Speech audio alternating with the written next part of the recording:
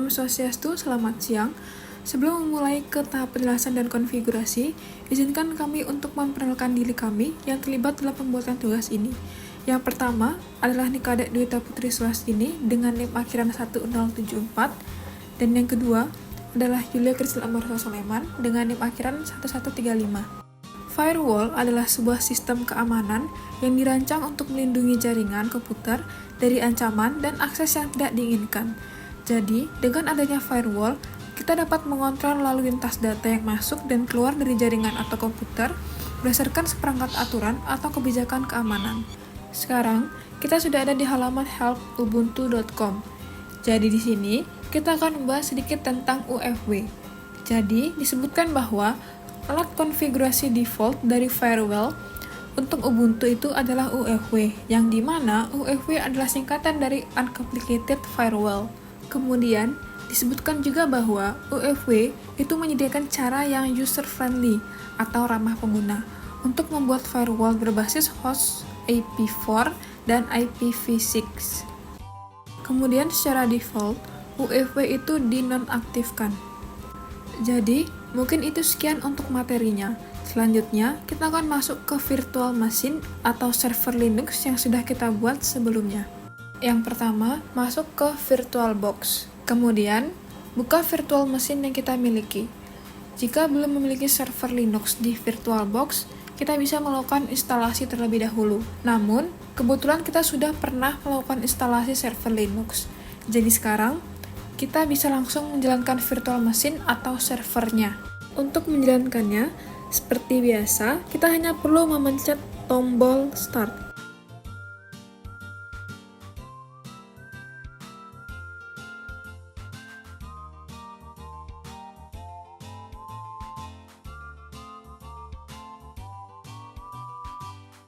Proses ini mungkin akan memakan waktu yang lama. Jadi, sebenarnya kita hanya perlu menunggu hingga proses yang dijalankan di layar ini selesai. Dan untuk mempersingkat waktu, kami akan mempercepat proses ini.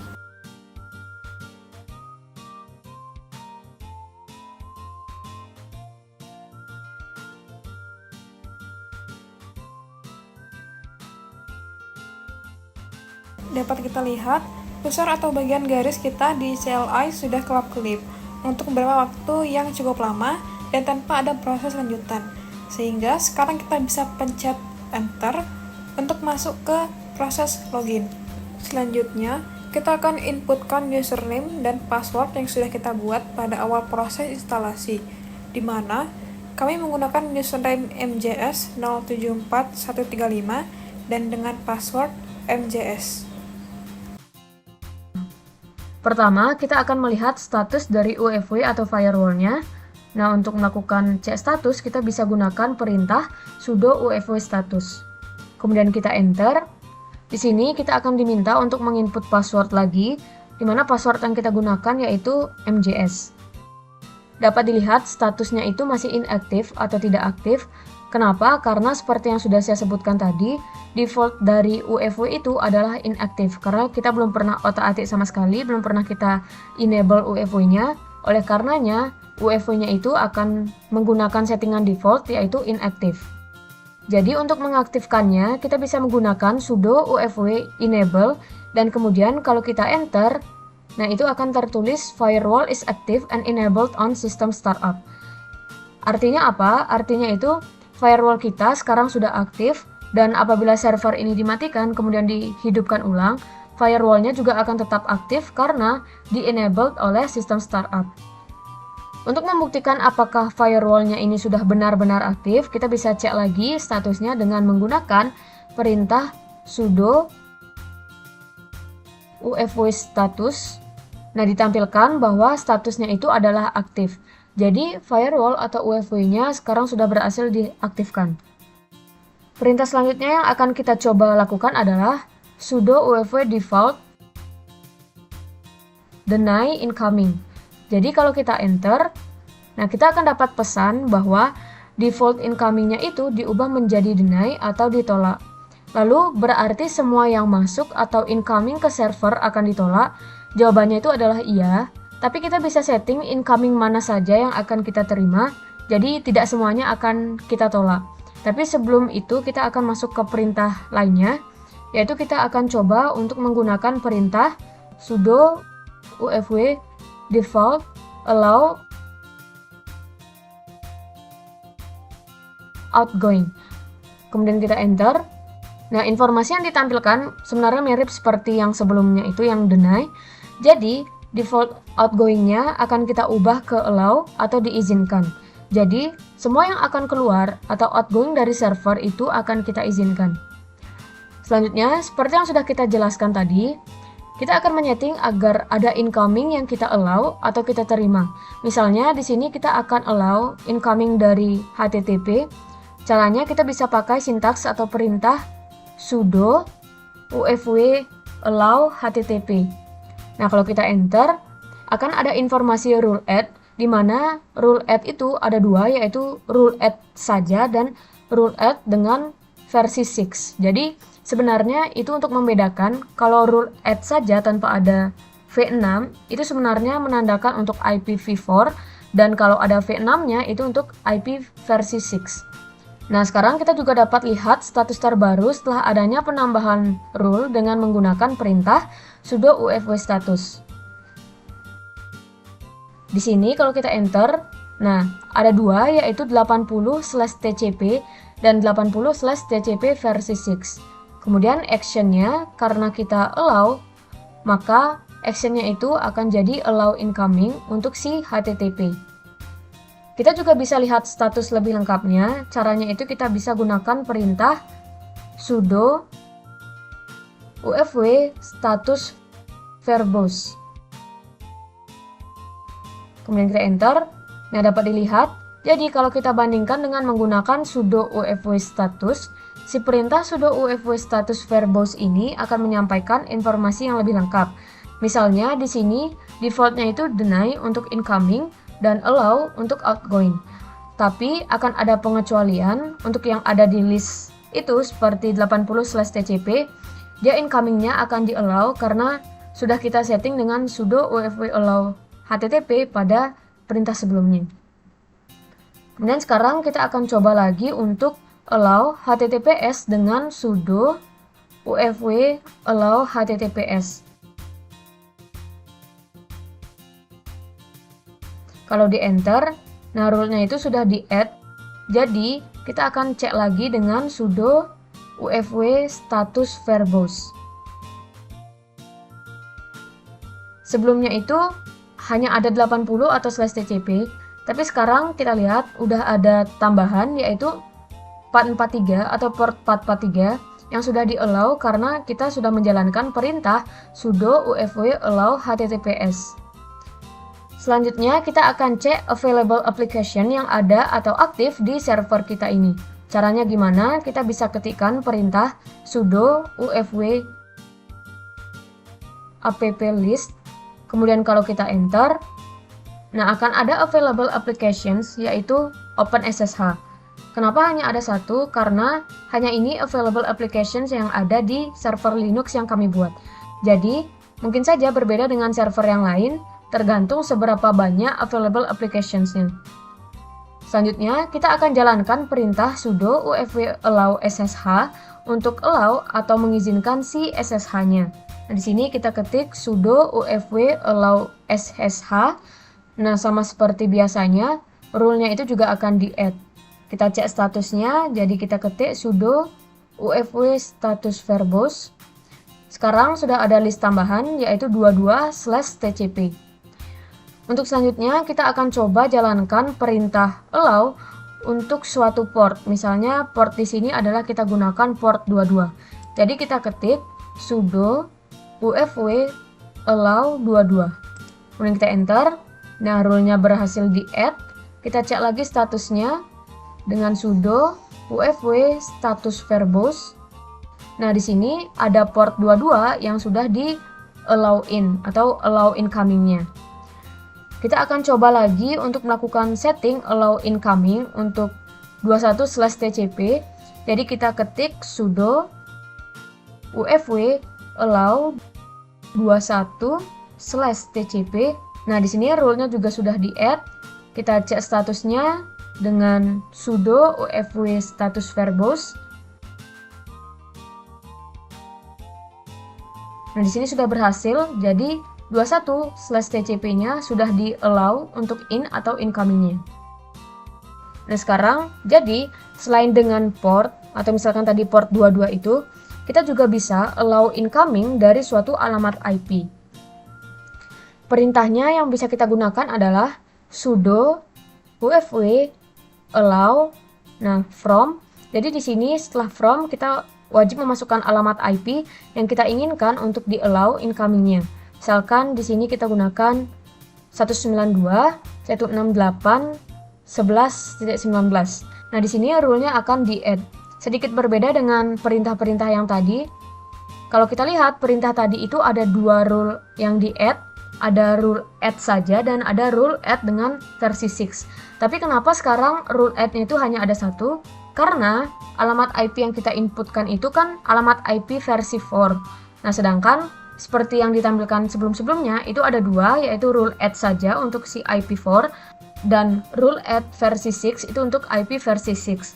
Nah, kita kan nggak perlu lagi menggunakan rule add versi 6 karena si alamat IP yang kita inputkan itu sudah jelas alamat IP untuk versi 4.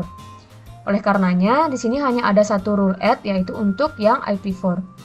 Sekarang kita coba lagi cek statusnya dengan sudo ufw status verbose. Nah, sekarang dapat dilihat to-nya itu atau bagian kiri itu anywhere dari atau from 192.168.11.19, di mana action-nya itu yaitu allow in atau allow incoming. Tadi kita spesifik ke satu alamat IP. Sekarang kita akan coba untuk allow dari beberapa alamat IP yang ada di dalam satu subnet. Jadi kita bisa pakai perintah sudo ufw allow from. Nah, di sini alamat IP-nya kita inputkan. Misalnya alamat IP-nya 192.168.11.0/24. Jadi alamat IP yang ada di subnet 24 misalnya 192.168.11.5, 192.168.11.7. Nah, alamat-alamat IP yang ada di subnet itu akan di-allow incoming-nya. Kemudian di sini kalau sudah kita enter, kita cek lagi statusnya dengan sudo ufw status verbose. Nah, kemudian dapat dilihat from 192.168.11.0/24 itu sudah di-allow incoming. Dari tadi kita sudah coba banyak variasi untuk allow incoming. Sekarang bagaimana kalau kita ingin deny incoming-nya? Nah, jadi untuk deny incoming kita bisa pakai perintah sudo ufw deny https, kemudian di enter. Jadi di sini kita mau deny si https.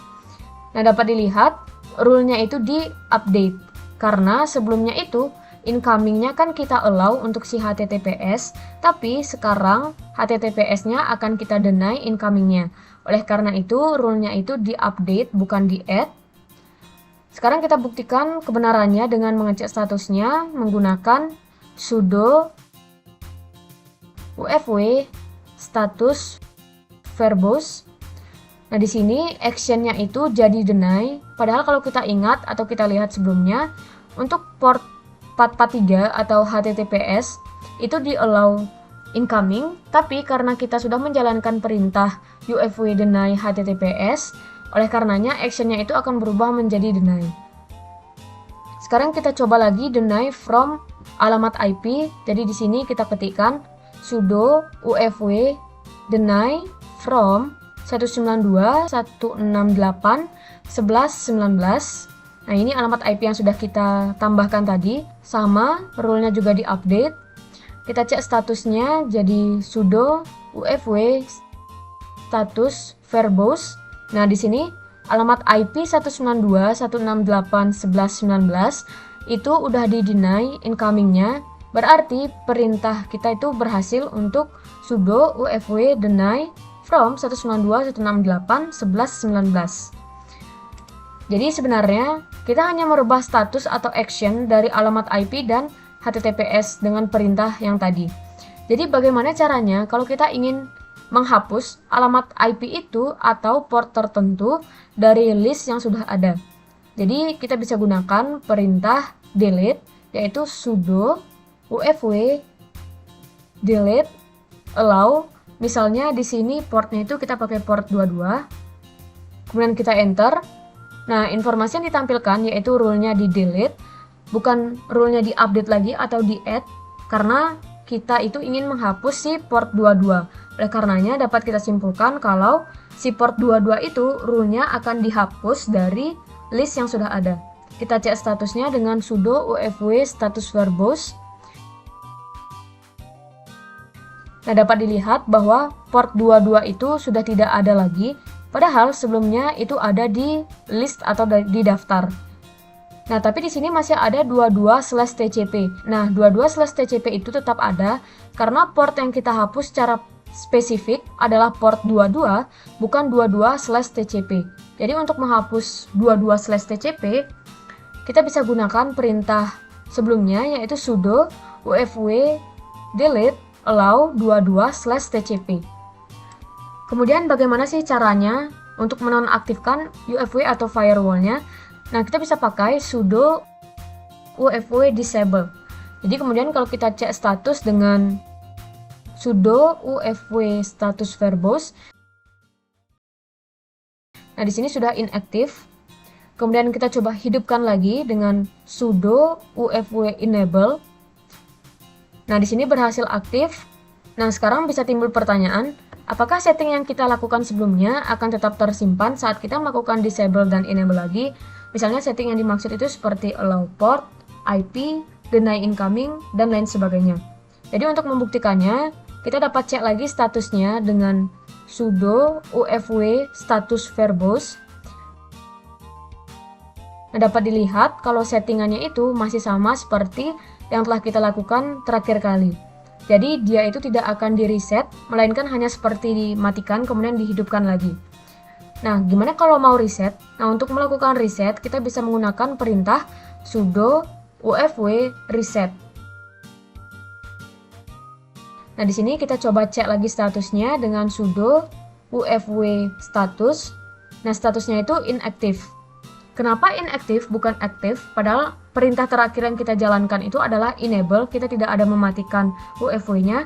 Nah, alasannya sama seperti yang sudah dijelaskan tadi, karena default dari UFW itu ketika pertama kali digunakan, dalam hal ini kan kita sudah melakukan reset, maka statusnya itu adalah menggunakan default-nya, yaitu inactive. Untuk menghidupkannya, sama kita bisa gunakan sudo ufw enable. Nah, di sini berhasil aktif. Terakhir, kita coba cek status lengkapnya dengan sudo ufw status verbose. Nah, di status ini dapat dilihat tidak ada list seperti status verbose sebelum-sebelumnya. Karena kita sudah melakukan reset setting dari UFW yang kita lakukan terakhir kali. Sekian dari kelompok kami untuk tugas mata kuliah manajemen jaringan dan server untuk melakukan pengaktifan firewall dan konfigurasinya pada server Linux. Kami mengucapkan terima kasih dan mohon maaf apabila ada kesalahan dalam pengucapan ataupun materi. Akhir kata, Om Santi Santi Santi Om.